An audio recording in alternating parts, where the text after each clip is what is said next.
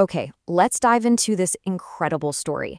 It's about a Dutch watchmaker and her quiet, orderly life that was completely shattered by an impossible choice right in the middle of one of history's darkest moments. So, we're not going to start at the very beginning of her life. Instead, we're jumping right to the moment everything just fell apart. Just try to picture this. A home, a watch shop that for over 100 years ran on this gentle, predictable rhythm of ticking clocks. It's peaceful, right? Now imagine that peace is just shattered by the brutal sound of the Gestapo raiding the place. Suddenly, all that order is just chaos. And that's when this one accusation, ringleader, is hurled at a 51-year-old woman named Corrie ten Boom. You see, the Gestapo is absolutely convinced her family is running some kind of underground ring, and they are tearing her home apart to prove it. The entire family is arrested. I mean, everyone, including Corrie's 84-year-old father. But here's the crazy part. Hidden just feet away from all this chaos, there are 6 people who remain completely undiscovered. So what was going on? To really get it, we've got to go back in time and see what was happening behind the calm facade of that little watch shop. So long before that terrible raid, the Ten Boom family's entire life was guided by 2 things, really. First, the precise, careful art of watchmaking. And second, a really profound Christian faith. Their home and shop was called the Bougie. And it was so much more than just a house. It was the absolute center of their world. Corrie ran it along with her sister Betsy and their elderly father, Casper. And Casper, well, he was a really beloved figure in their city.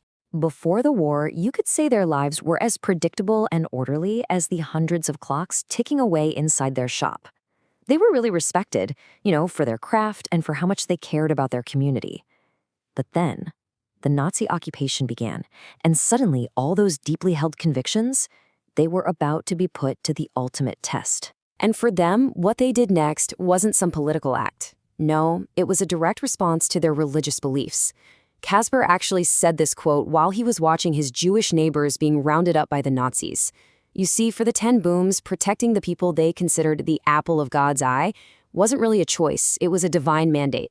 So as the Nazi persecution got worse and worse, the Ten Booms didn't just, shelter 1 or 2 people here and there. No way. They turned their entire home into a headquarters for the Dutch underground. And they didn't just hide people. They built an entire system, a network they called God's Underground. I mean, think about it. This took immense courage, not to mention a whole lot of logistical planning. They basically transformed their home from a simple watch shop into a really sophisticated rescue operation. The impact of this, what started as a small operation, it's just staggering.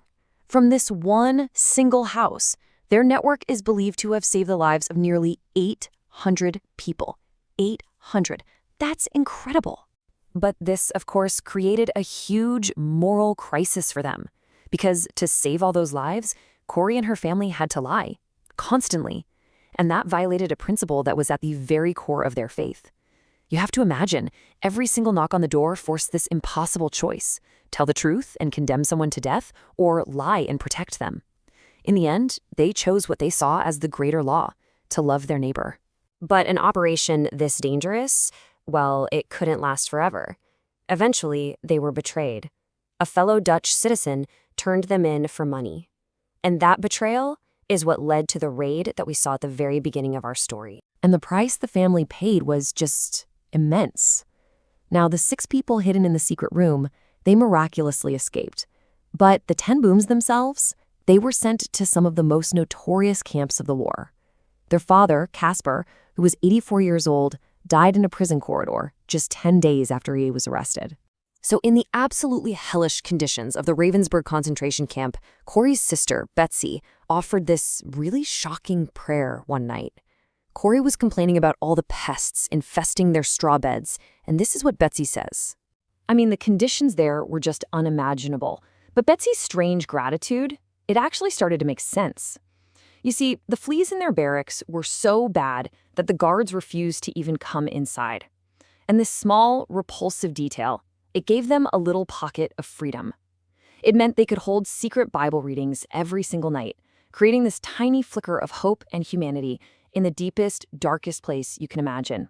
Betsy's health eventually failed in that brutal camp, But she never, ever lost her faith.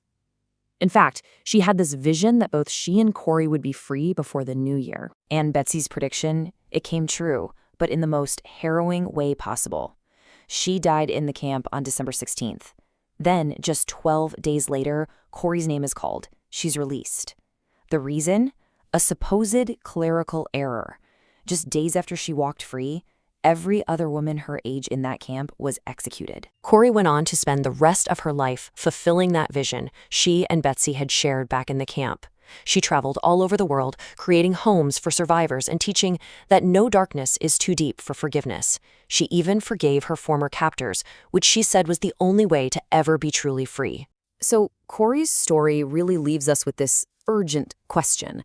It's a powerful reminder that ordinary people, like a family of watchmakers, can do absolutely extraordinary things when they're faced with that choice between what's right and what's easy. And it kind of forces us to ask ourselves, right? What hidden strengths do we have? And when might we be called on to use them?